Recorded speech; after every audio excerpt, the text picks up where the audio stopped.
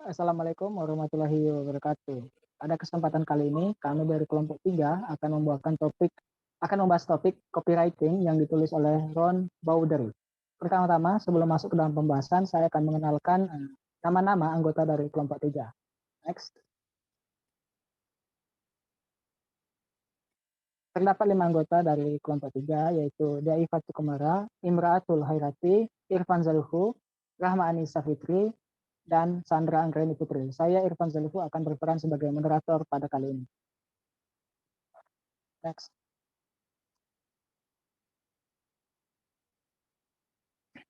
Sebagai pembicara pertama akan dibawakan oleh Rahma Anissa Fitri. Kepada Rahma, saya persilahkan.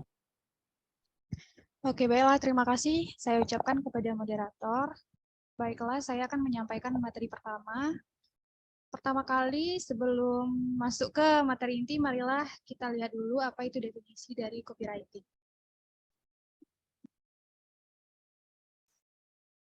Seperti yang dilihat di layar, copywriting adalah tindakan atau pekerjaan menulis teks untuk tujuan periklanan atau bentuk pemasaran lainnya.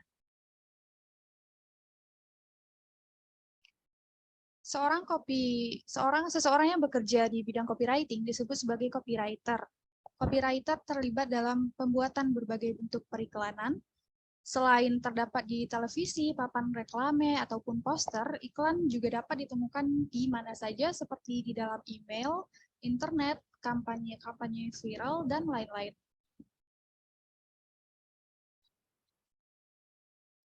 Copywriter sebagai alat penghubung. Berikut adalah kewajiban yang harus dimiliki oleh copywriter sebagai alat penghubung. Yang pertama yaitu memiliki kemampuan bahasa yang bagus, memiliki pengetahuan dasar tentang pemasaran dan psikologi konsumen, mampu menyusun kata-kata untuk tujuan tertentu, seperti untuk meningkatkan kesadaran dan penjualan dari produk klien, mampu menyampaikan tujuan dari promosi dengan jelas, dan mampu menyampaikan pesan dan membujuk orang-orang untuk melaksanakan aksi-aksi tertentu sesuai dengan tujuan promosi.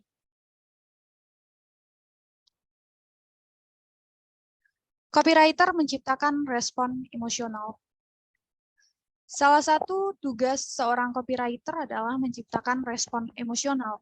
Selain mencapai target penjualan, hal yang paling penting untuk dimiliki oleh seorang copywriter dalam kegiatan promosi adalah kemampuan untuk memunculkan suasana hati tertentu dan keinginan para konsumen. Emosi dan keinginan adalah salah satu hal penting yang mempengaruhi perilaku konsumen terhadap barang dan jasa. Oke, saya kembalikan kepada moderator. Terima kasih atas penjelasannya, Rahma. Selanjutnya kita beralih ke pembicara kedua, yaitu Imraatul Hairati. Kepada Imraatul, saya persilahkan. Ya, terima kasih kepada moderator yang telah memberikan kesempatan.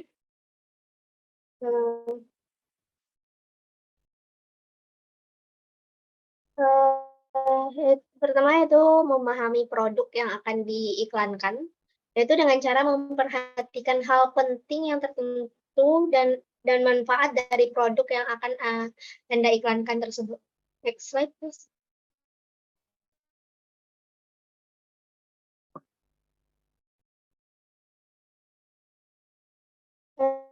Selanjutnya kreativitas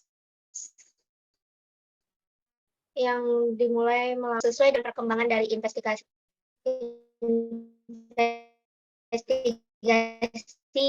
produk yang akan kita iklankan. Yang bagus untuk kampanye iklan yang akan berkembang dari investigasi produk. Next, please.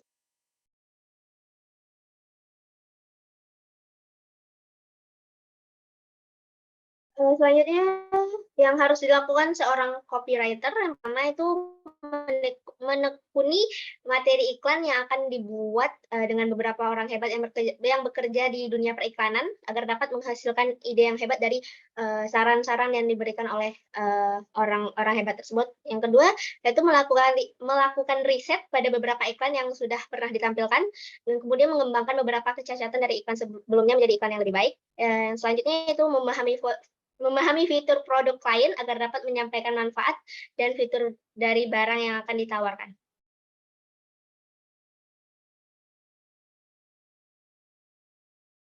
Next slide, please.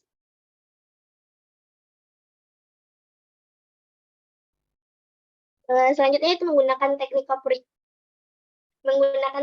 copywriter dengan baik serta dapat membuat ide yang meyakinkan dan menarik. Kedua, selanjutnya itu mengembangkan konsep yang telah diberikan klien agar dapat menjadi fitur yang unik. Yang terakhir yaitu memahami detail yang ada pada periklanan agar dapat memetik ide yang baru. Saya kembalikan kepada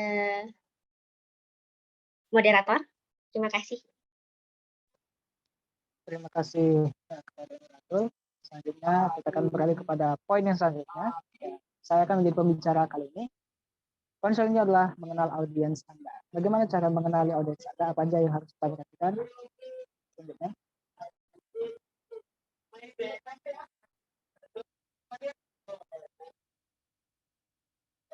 Oke, poin pertama yang harus kita perhatikan, kita harus tetap tepat pada sasaran dalam membuat iklan. Ketika kita membuat iklan, kita harus memperhatikan apa kebutuhan daripada audiens kita. Ketika audiens melihat iklan, terdapat dua hal dalam pikiran mereka, yaitu apa gunanya iklan itu untuk saya, atau mengapa saya harus tertarik dengan iklan ini. Karena umumnya masyarakat tidak suka melihat iklan, mereka tidak ingin melihat iklan, itu dianggap sebuah gangguan. Seperti pada saat melihat acara sebuah televisi, ketika ada jeda iklan, maka masyarakat lebih cenderung untuk menukar channel untuk menghindari iklan. Lalu apa yang harus dilakukan? Anda harus dapat meyakinkan mereka bahwa iklan Anda itu menarik dan relevan untuk mereka. Mungkin iklan itu dapat menghemat uang mereka, memberi mereka lebih kepercayaan diri, membuat mereka lebih bahagia, merasa lebih nyaman, membuat mereka lebih iklan Anda lebih menarik, dan membuat mereka lebih cerdas. Selanjutnya,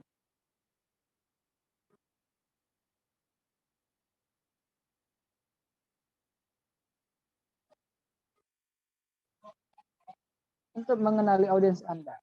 Bisakah Anda mengandalkan riset pasar untuk mengenali audiens Anda? Jawabannya adalah tidak.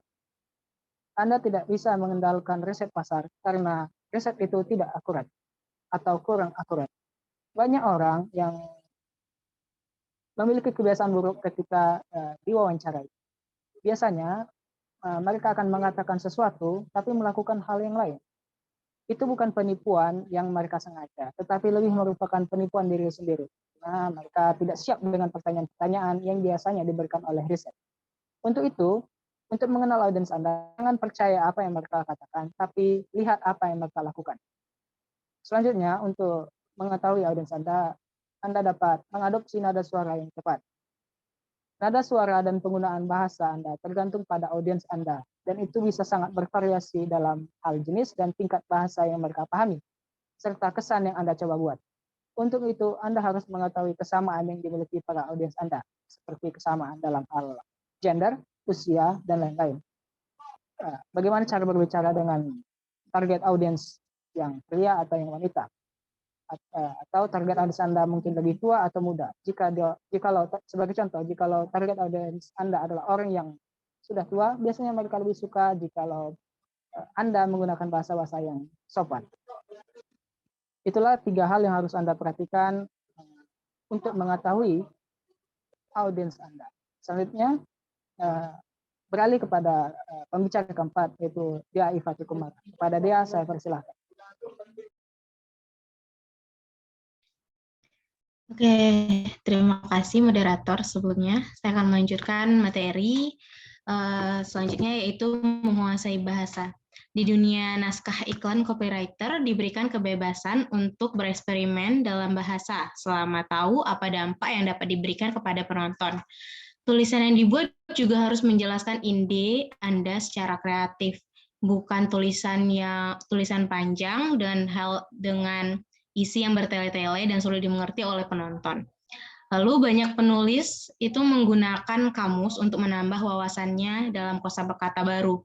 Karena kosakata baru itu dapat menarik perhatian dari penonton yang menonton iklan. Karenanya seorang copywriter harus memiliki banyak pengetahuan tentang kosakata. Kosakata baru juga akan selalu diperbarui di dalam kamus. Selanjutnya.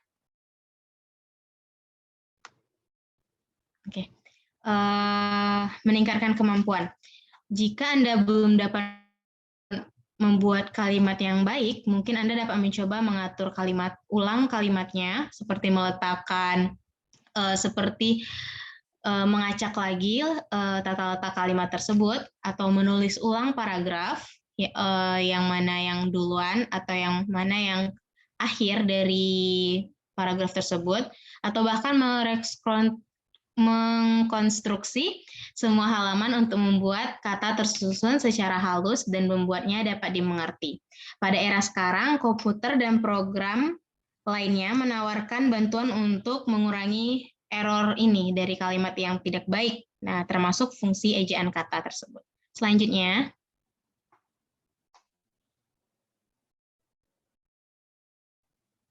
ejaan dan perangkapnya. Pertama itu penggunaan tanda baca. Ejaan dan tanda baca menjadi suatu hal yang sulit untuk penulis, tapi mereka tetap harus mengambil tanggung jawab supaya tidak hanya dalam bentuk penulisan, tapi juga keakuratan bahasa yang dipergunakan. Pertama itu penggunaan tanda baca. Tanda baca diberikan untuk memberitahu pembaca untuk berhenti dan berapa lama mereka harus berhenti. Penggunaan tanda baca dapat membuat tulisan Anda menjadi lebih jelas dan mudah dipahami. Lalu titik 2 dan titik koma. Titik 2 sebaiknya digunakan untuk mengenalkan urutan, memperluas pernyataan, dan menetapkan ide yang paralel. Titik koma menunjukkan jeda yang lebih panjang daripada koma biasa, dan biasanya digunakan antar klausa yang mungkin masih satu kalimat. Lalu apostrof digunakan saat adanya kata yang hilang dalam bahasa Inggris. Ini hanya digunakan dalam iklan berbahasa Inggris, misalnya I'll, yang maksudnya adalah I will. Biasanya kalimat seperti ini digunakan untuk mendapatkan kesan lebih dekat dengan penonton, karena kalimat I'll itu biasa digunakan untuk kehidupan sehari-hari, dan metode seperti ini sering digunakan dalam dunia iklan. Selanjutnya,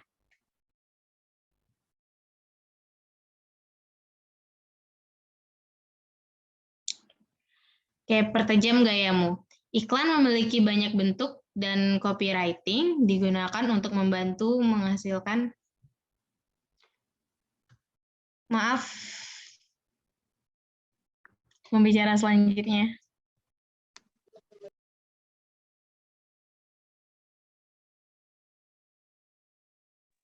Baiklah, terima kasih kepada Dea. Selanjutnya kita akan beralih ke pembicara kelima, yaitu Sandra Anggreni. Pada Sandra, saya persilahkan. Oke, terima kasih kepada moderator.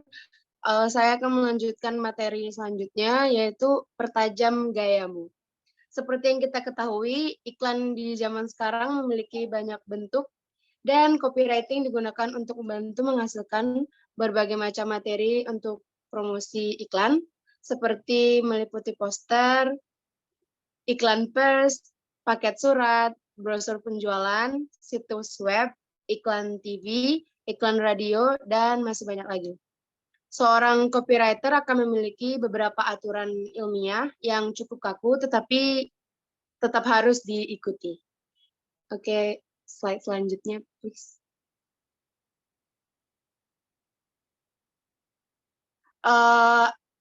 Ada 3 bagian untuk mengasah gaya dalam copywriting. Yang pertama yaitu seni dan kerajinan copywriting. Dalam gaya ini, kita harus memiliki ritme, rima, aliterasi, asonansi, metafora, simile, onomatopia, litotes, dan zugma. Hal ini bertujuan agar pembaca tertarik dengan iklan yang dibuat. Selain itu, kita juga dapat menggunakan bahasa dan citraan yang menarik untuk diperhatikan oleh pembaca. Desain dan judul gambar juga akan mempengaruhi bentuk iklan yang ditampilkan. Lalu penggunaan slogan yang menarik juga akan mempercantik iklan yang ditampilkan. Yang kedua, memberikan ide-ide kreatif. Terdapat beberapa bagian dalam memberikan ide. Yang pertama, tertarik pada semua bentuk tulisan dan menyadari semua aspek budaya. Yang kedua, menghindari hal yang klise seperti tidak menggunakan kata yang telah umum. Yang ketiga, humor di dalam iklan. Tidak boleh asal menggunakan humor dalam iklan, serta jangan memilih kata yang buruk karena akan mempengaruhi minat audiens terhadap skrip yang kita bawa. Sebaliknya, bisa menggunakan humor dengan kata-kata yang lucu dan memberikan kesan yang menarik. Lalu selanjutnya ada aturan dan batasan yang digunakan dalam dunia periklanan. Yang pertama, mengatakan yang sebenarnya tanpa ada yang ditutup-tutupi.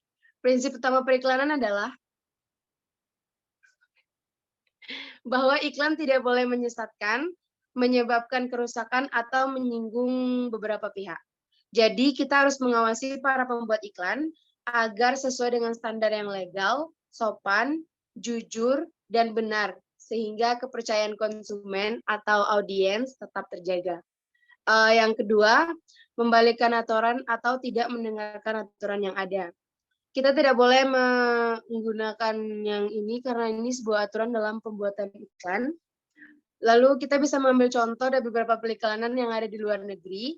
Mereka cenderung tidak ingin menampilkan iklan yang berbau terlalu terbuka, atau jika modelnya perempuan harus menggunakan baju yang sopan. Karena mereka menganggap hal ini lebih buruk daripada melakukan sebuah kekerasan. Oke, sekian dari saya. Kembali kepada moderator. Terima kasih Sandra atas penjelasannya. Selanjutnya kita beralih kepada pembicara selanjutnya berikutnya.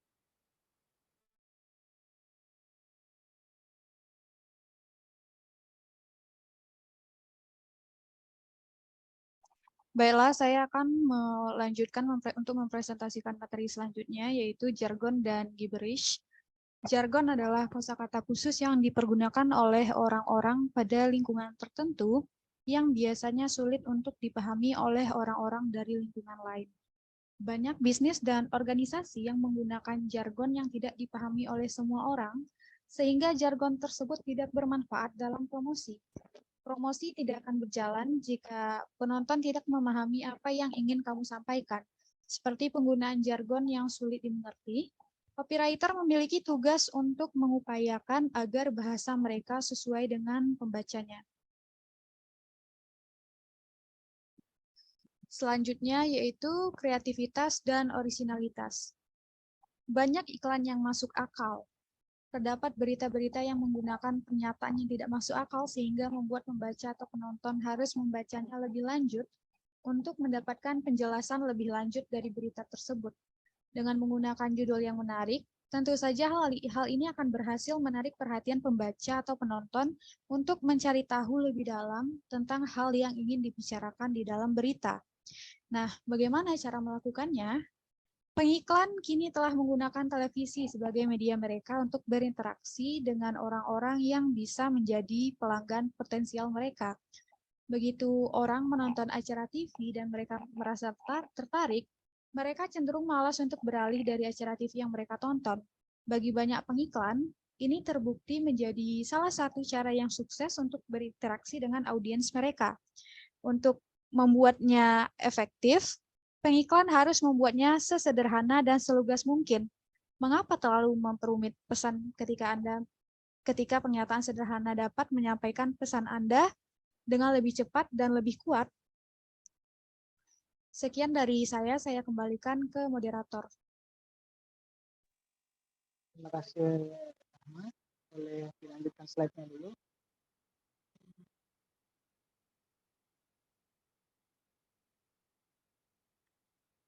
Tolong slide selanjutnya. Ya, kepada pembicara berikutnya, saya persilahkan. Baiklah, saya akan melanjutkan presentasi. Selanjutnya yaitu teknik cerdas yang digunakan oleh periklanan adalah menerapkan langkah tidak terduga dengan menerapkannya pada suatu yang sama sekali berbeda. Biasanya berupa memasukkan bumbu komedi pada iklan-iklan serius. Hal ini juga membuat penonton tertarik dan menonton iklan lebih lanjut. Selain komedi, Anda juga dapat mencoba membuat peran yang terbalik. Misalnya, orang tua yang berperan menjadi anak-anak dengan tingkah laku anak-anak, dan anak-anak yang menjadi orang dewasa disertai dengan tingkah laku orang dewasa pula. Selanjutnya,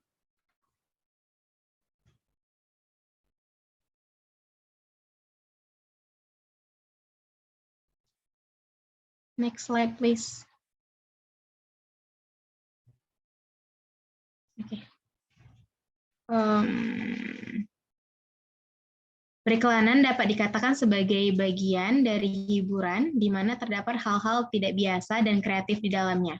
Meskipun dengan durasi yang sebentar, periklanan harus menggunakan kepintaran dan gaya yang mudah dimengerti untuk menyampaikan pesan secara langsung kepada penonton.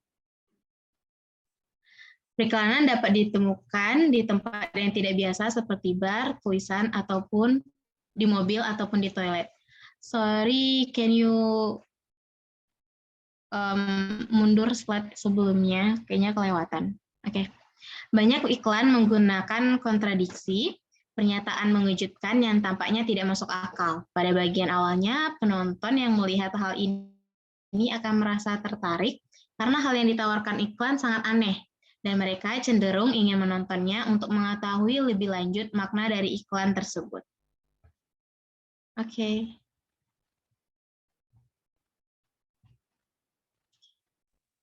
Terima kasih Dea atas penjelasannya. Selanjutnya kita beralih ke pembicara berikutnya yang akan menjelaskan beriklan di seluruh. Kepada pembicara saya persilakan.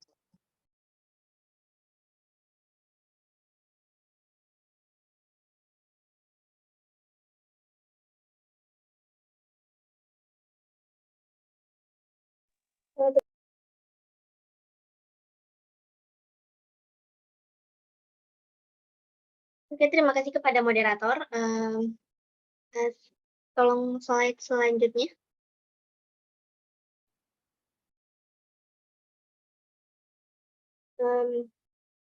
Pembahasan selanjutnya itu bahasa Inggris telah menjadi bahasa dunia.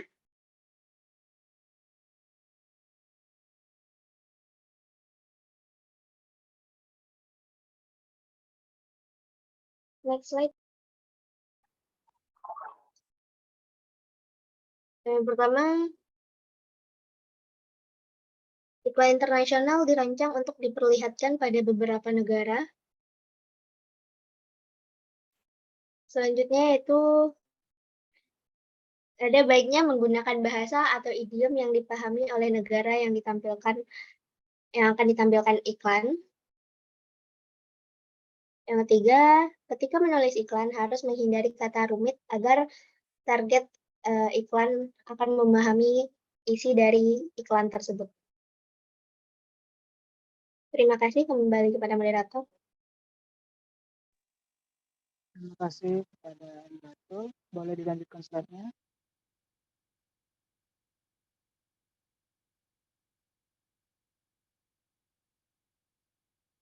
Ya, poin terakhir yang akan kami jelaskan di sini adalah hilang dalam terjemahan. Bahasa apapun yang Anda tulis dan dimanapun itu harus muncul, di sana selalu ada kemungkinan kesalahan memalukan ketika ada kata-kata tertentu berubah makna dalam bahasa lain.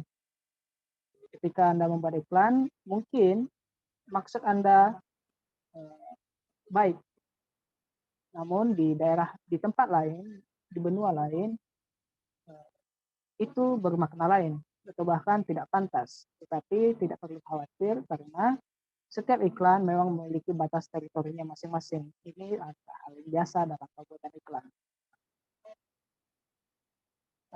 Saya pikir itulah semua penjelasan dari kelompok 3 mengenai copywriting. Saya harap informasi yang kami berikan dapat bermanfaat bagi para pendengar. Terima kasih. Sebagai penutup, saya ucapkan Assalamualaikum warahmatullahi wabarakatuh.